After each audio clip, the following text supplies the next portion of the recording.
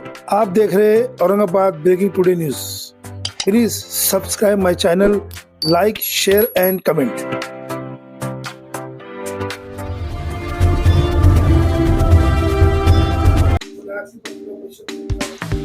आज के जो पत्रकार परिषद के जो हमारे विषय है, एक सुप्रीम कोर्ट का वक्त के बारे में बहुत अच्छा फैसला आया हुआ है, नंबर 1। दूसरा जो है उम्मीद पोर्टल के ऊपर हमारे बहुत सारे वक्त के इदारे जो रजिस्ट्रेशन नहीं किए, वो उनसे गुजारिश करने का। तीसरा मुद्दा ये है कि महाराष्ट्र के अंदर महाराष्ट्र राज्यातील सरकारी कर्मचारी 21 एप्रिल पासून आपल्या विविध मागण्यासाठी संप करीत आहे। या संप कर्मचाऱ्यांची महाराष्ट्र राज्य शासनाने एक ही मागणी मान्य करू नये, ऐसे विषय हमारे। और जो महाराष्ट्र के जो चंद्रकांत बावनकुळे जो मंत्री साहब है, इन्हों जो है वक्त के इसके वर्ग 2 जमीन के वर्ग 1 करने के लिए बहुत सारे जीआर निकाले, वो जीआर नहीं निकालना। जो मराठवाड़ा और महाराष्ट्र के अंदर जो देवस्थान की इनामी जमीन है, इसको वर्ग 2 से वर्ग 1 नहीं करना, ऐसा एक मुद्दा है। ये मुद्दों के लेके हमारे आज पत्रकार परिषद है। और इसके अंदर अब हाँ, तो अल्लाह के फजलो करम से आज जो अल्लाह ताला ने हमको पत्रकार परिषद लेने का जो मौका दिया है, तो इसमें इस्लाम की 6 प्यारी बातें हमको बताना है। तो नंबर 1, दुनिया का सबसे खूबसूरत अल्फाज अल्लाह है। दुनिया का सबसे मीठा नाम मोहम्मद मुस्तफ़ा सल्लल्लाहु अलैहि वसल्लम है। दुनिया के सबसे मुकम्मल किताब कुरान शरीफ है। दुनिया के सबसे बेहतरीन इबादत नमाज है। दुनिया का सबसे बेहतरीन पैगाम अज़ा है। दुनिया के सबसे कीमती और बेहतरीन इंसान आप हैं, क्योंकि आप उस नबी की उम्मती हैं जिस नबी के उम्मती में जिस नबी की उम्मत में आने वाले के लिए पैगंबरों ने दुआ की। राज्य सरकारी कर्मचाऱ्यांनी 21 एप्रिल रोजी त्यांनी संपूर्ण महाराष्ट्रामध्ये संप केलेला होता।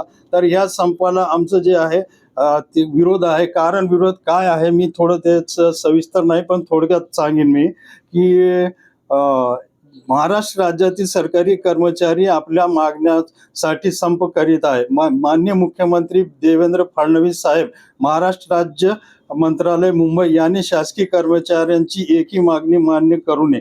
कारण की हे शासकीय कर्मचारी सर्वसाधारण जनतेची कामं करत नाहीत। जनतेला शासकीय कार्यालय मधील कामासाठी काम करण्याकरिता चक्रा मारावे लागतात। व चक्रा मारल्यानंतर कर्मचारी जे आहेत लोकांना सांगतात की तुम्ही दुपारी या, संध्याकाळी या, उद्या या, 4 दिवसानंतर या, असे सांगून जे लोकांचे जे कामं आहेत ते कामं करत नाहीत, कामं टाळत असतात।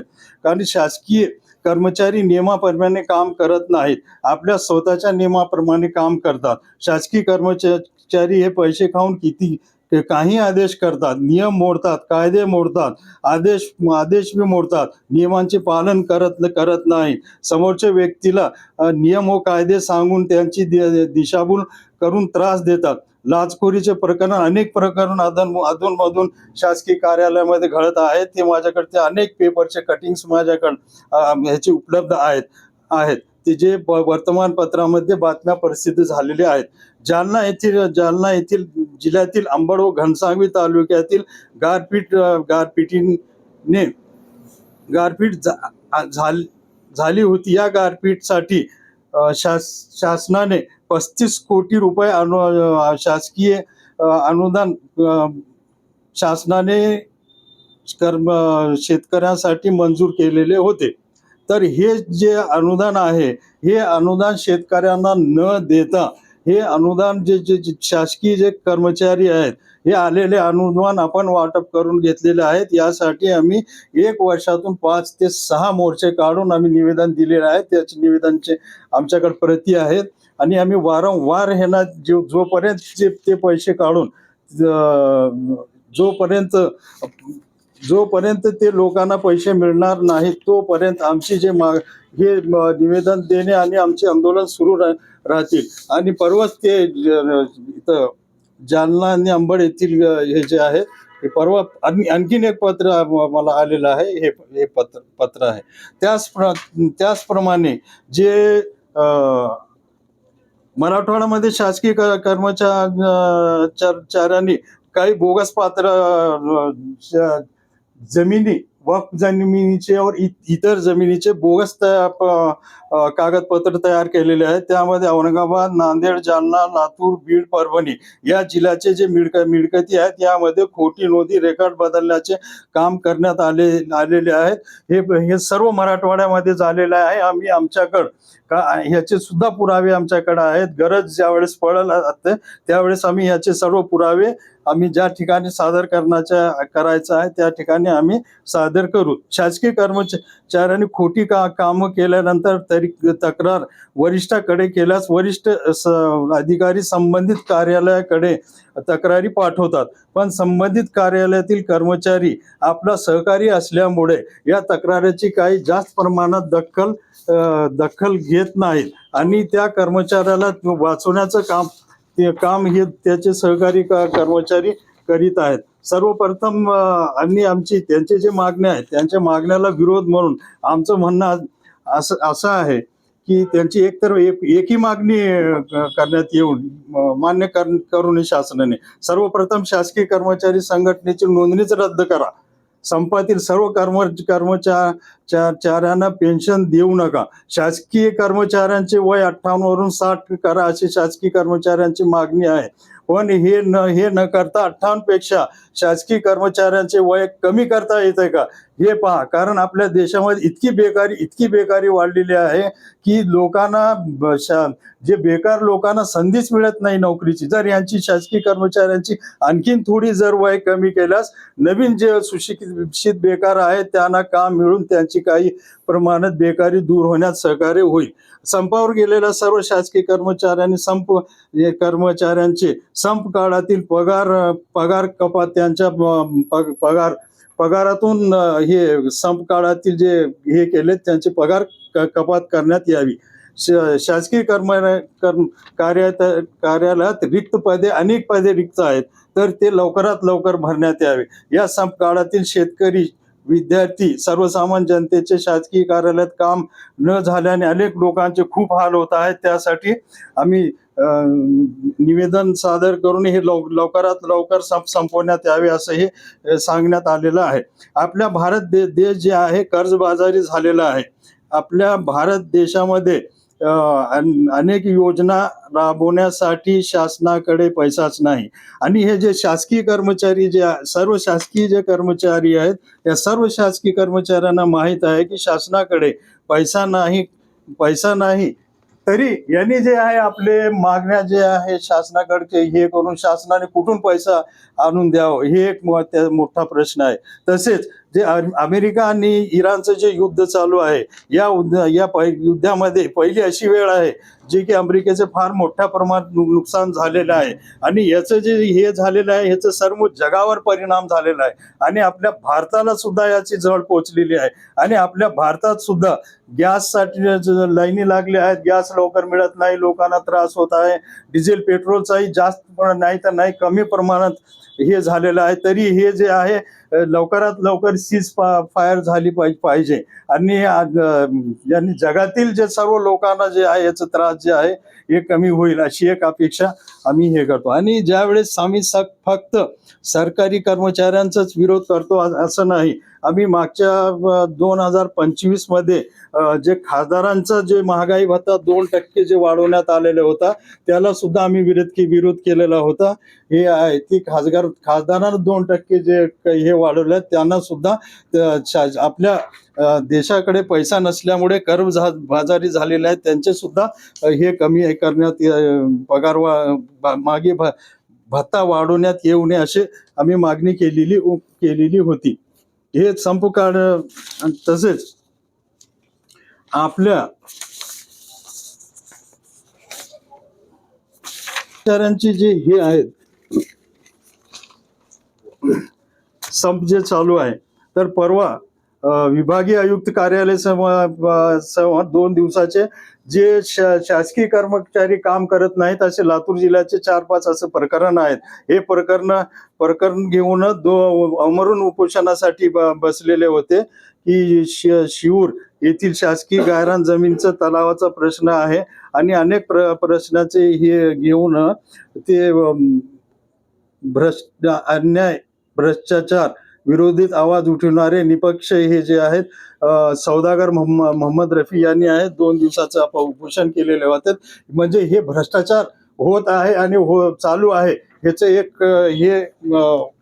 एक पुरावा हे तुमच्या ह्याच्या समोर पत्रकारासमोर हे करणं. आणि आपल्या देशावर जे आहे आपल्या देशावर हे मागील आकडा आहे. तर भारतावरील कर्ज 205 लाख कोटी इतकं आपल्या भारत देशावर कर्ज आहे. एवढं भारत देश आपला कर्जबाजारी झालेला आहे.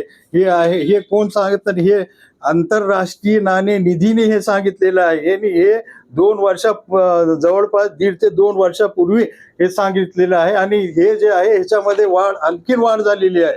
तर हे सर्व गोष्टीचा विचार करून मी आपल्या महाराष्ट्र राज्याचे मुख्यमंत्री जे आहेत देवेंद्र फडणवीस साहेबांना विनंती करतो की हे जे कर्मचाऱ्यांचा एकही मागणी मान्य करण्यात येऊ नये तुमच्याकडे. आणि तसंच कोर्टाने एक निर्णयामध्ये सांगितलेलं आहे की लाडकी बहिणीला बी जे पैसे देण्यात येत आहेत तर ते लाडकी बहिणीचे पैसे सुद्धा देण्यात येऊ नये कारण दुसरे पैसे कमी पडत आहेत असं कोर्टाचं एक म्हणणं आलेलं आहे. हे असताना सुद्धा यांना पेन्शन वाढू नका, पेन्शन देऊ नका, कोणतेच सरकारी यांचं हे करण्यात येऊ नये. तसेच आमचं असं हे म्हणणं आहे की आपले बावनकुळे साहेब जे मंत्री आहेत त्यांनी मराठवाड्यातील व महाराष्ट्र देवस्थानाचे इनामी जमिनीचे वर्ग 2चे वर्ग 1 करू नये. कारण आपल्या मराठवाडा आणि महाराष्ट्रामध्ये खूप देवस्थानचे जमिनी आहेत. मुस्लिम समाजाचे आहेत आणि हिंदू समाजाचे आहेत. निजाम सरकारने हिंदू समाजाला सुद्धा देवस्थानाला जमिनी दिलेल्या आहेत. त्याचे पुरावे आहेत. आम्ही अनेक वेळेस याला सांगितलेलं आहे. तुळजापूरची जे मंदिर आहे त्यांना सुद्धा हजारो एकर जमीन त्यांना देण्यात आलेली आहे.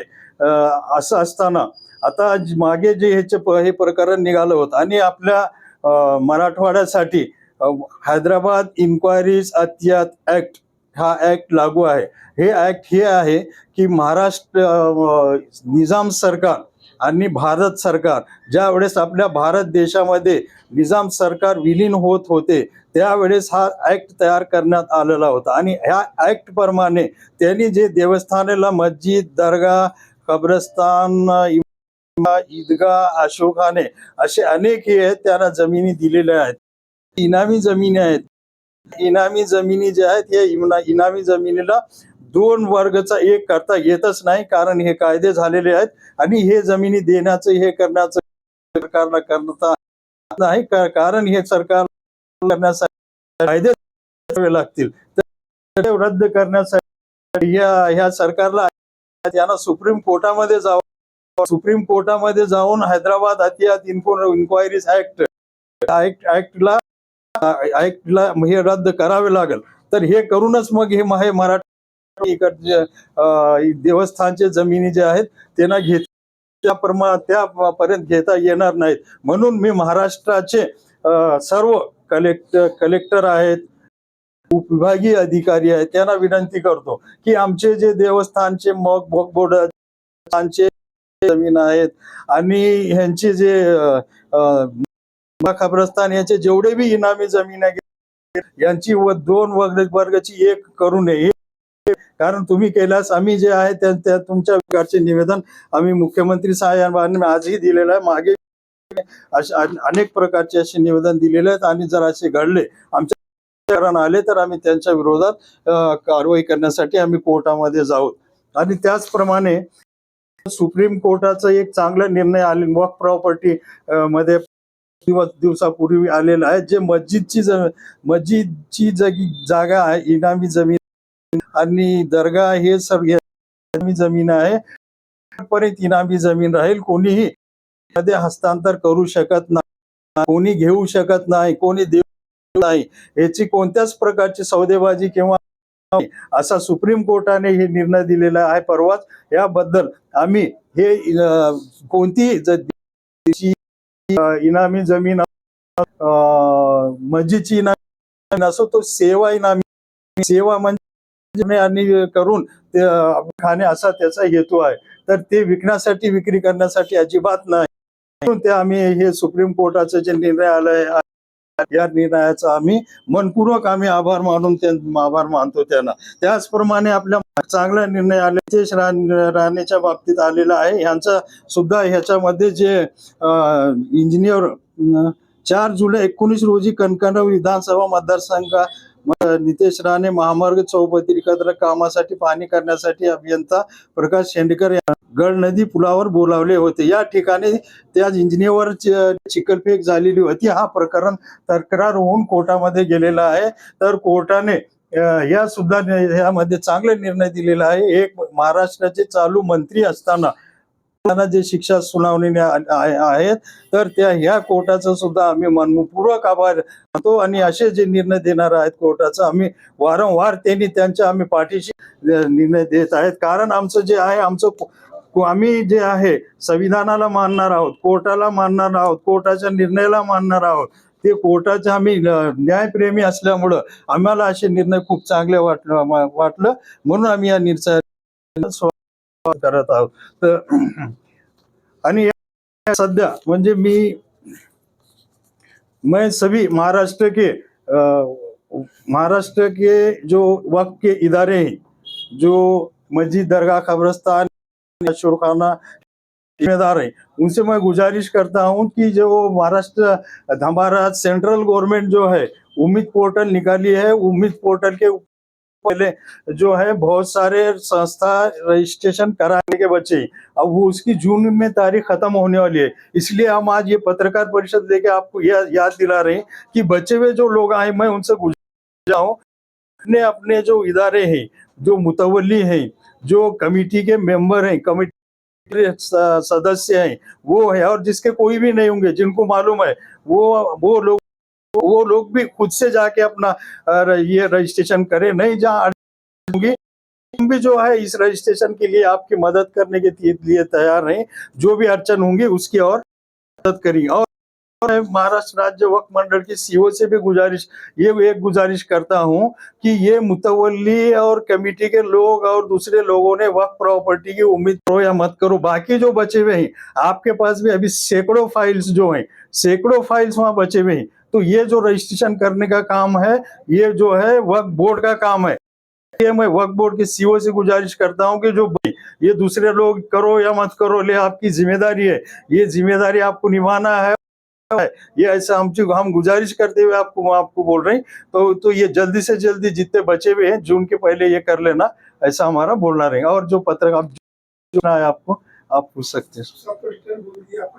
मेरा नाम शेख खुर्रम अब्दुल रशीद साहब, हम सामाजिक